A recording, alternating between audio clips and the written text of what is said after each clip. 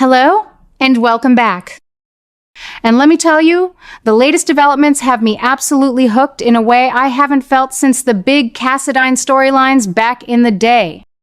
Anna being sent to Ferncliff is one of those gut-punch moments that reminds me why I keep coming back, week after week. It's not just a plot twist. It feels like the writers are peeling back layers of a character I've watched grow from a brave spy into someone carrying the weight of so many choices, some good, some heartbreaking. I keep thinking about how Anna has always been the one to chase justice no matter the cost, and now here she is, locked away in that place, and it makes me wonder if this is the show's way of forcing her to face the parts of herself she's tried so hard to outrun. But what really has my pulse pounding is the news that Valentine is planning to break into Ferncliff just to reach her. Oh, it's one of those wild adjustments that only General Hospital can pull off without losing its heart. I've followed their complicated history for so long, the push and pull between them that always seem to balance on a knife's edge, and this move feels different, deeper somehow. It's not the flashy revenge or the grand romantic gesture we've seen before. This is Valentine risking everything because the secrets Anna is holding are pulling them both into something bigger and darker than either of them expected. I've sat here replaying old episodes in my mind, remembering how Valentine once fought so hard to protect what mattered to him, and now it's clear those same instincts are driving him straight into Ferncliff. It proves, at least to this old fan, that the writers are taking us somewhere new, away from the predictable cycles we've seen in other storylines.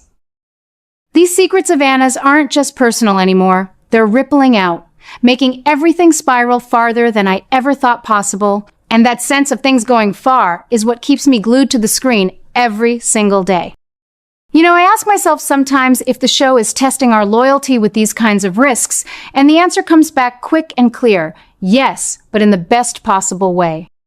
Anna's time at Ferncliff isn't just about isolation. It's shining a light on how the past refuses to stay buried, and Valentine's desperate break-in is the match that could set the whole thing ablaze.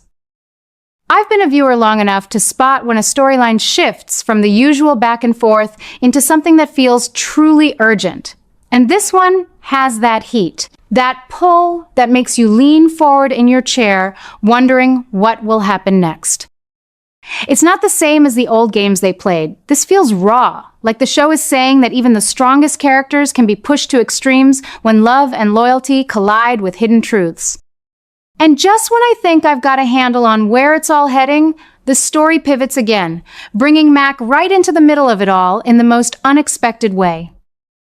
Mac stepping in to handle the new secrets swirling around the PCPD is another layer that's got me talking to my television like it can hear me. He's always been the steady one, the cop with the big heart who tries to do right even when the system makes it hard. And now he's tangled up in this fresh obsession tied to the crimes of Sidwell and Cullum. It's proving to be one of those new troubles that the show does so well, where one character's quiet investigation suddenly opens the door to a whole storm of consequences. I remember how Mac has faced danger before, standing tall for the people he cares about, but this feels different because it's not just about catching bad guys anymore.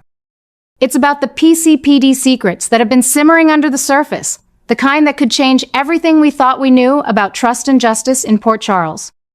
The way it connects back to Anna and Valentine only makes it hotter, like all these threads are weaving together into one big tapestry of suspense that keeps me guessing.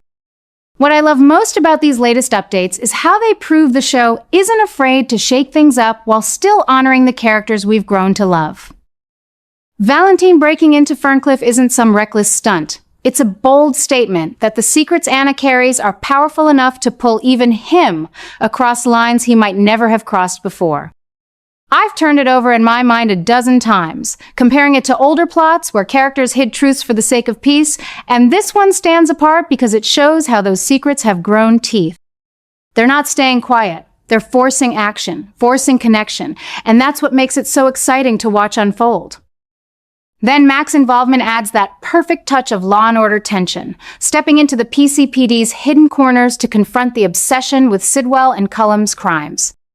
It's creating one of those new disasters that feels inevitable, yet thrilling. The kind where you can sense the ground shifting under everyone's feet. I keep thinking how Mac's sense of duty is going to clash with the bigger picture. And it only heightens the drama because we've seen him balance family and badge before, but never quite like this. The evidence is right there on screen every day. The worried glances, the late-night calls, the way the story keeps circling back to those buried files and whispered accusations. It's strong proof that the writers are building something lasting. Not just a quick shock, but a slow burn that rewards those of us who've stuck around through every era of the show. And isn't that the beauty of it all? These developments aren't just filling time. They're reminding us why General Hospital has lasted so long. Anna at Ferncliff, Valentine risking it all to reach her, Mac diving headfirst into the PCPD's darkest secrets tied to Sidwell and Cullum. It all feels like the show is saying that no one gets to escape their past, but maybe, just maybe, they can find a way through it together. I've felt that familiar rush of anticipation building lately. The same one I got during the big hospital crises or the waterfront showdowns of years gone by, only this time it's more personal, more layered. The heat is real, friends. The kind that makes you check the clock every afternoon wondering what fresh revelation is coming next.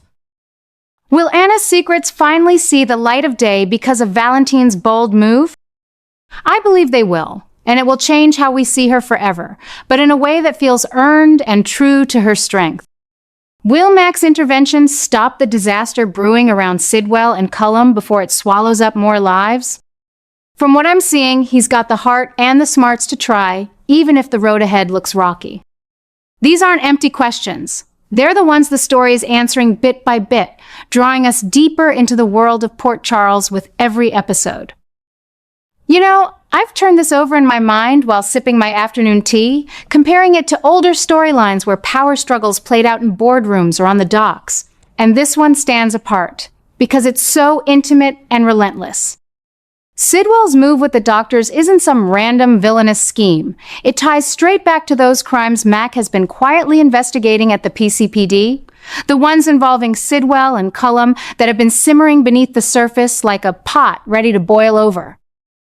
Mac's intervention there has already shown us how deeply those secrets run, and now they're reaching all the way into Ferncliff, proving that the trouble isn't contained to one corner of Port Charles. It's spreading, connecting everything in a way that feels both inevitable and brilliantly crafted by the writers.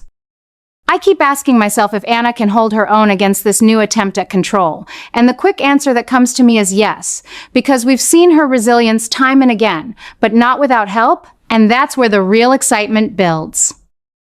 The story of everyone rallying to rescue Anna is sparking one of those major adjustments that changes the whole game, turning what could have been a slow, isolating chapter into something explosive and full of momentum.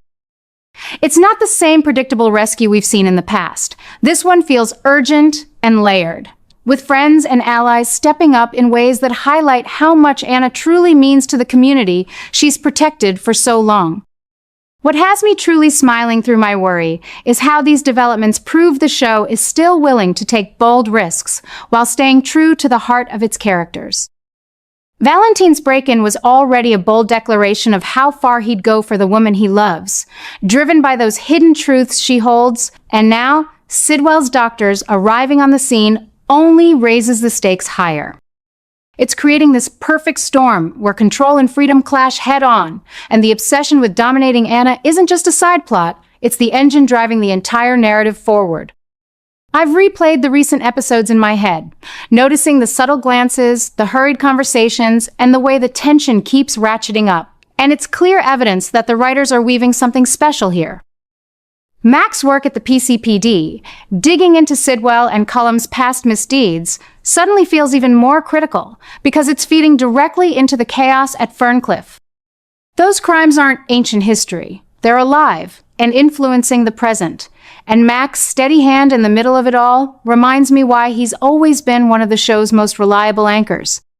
He's not flashy, but he's effective, and his involvement is helping expose how Sidwell's reach extends far beyond what anyone expected. And isn't that the magic of General Hospital? Just when you think the story might settle into something quieter after Anna's arrival at Ferncliff, it pivots with this fresh shock of control attempts and rescue efforts that feel like they could blow the lid off everything. I've been a fan long enough to recognize when a storyline shifts from personal drama into something that touches the whole town. And this one is doing exactly that. The group coming together to save Anna isn't just a heroic moment. It's triggering these explosive changes that are reshaping alliances and forcing secrets into the open. Will Sidwell's doctors succeed in their plan?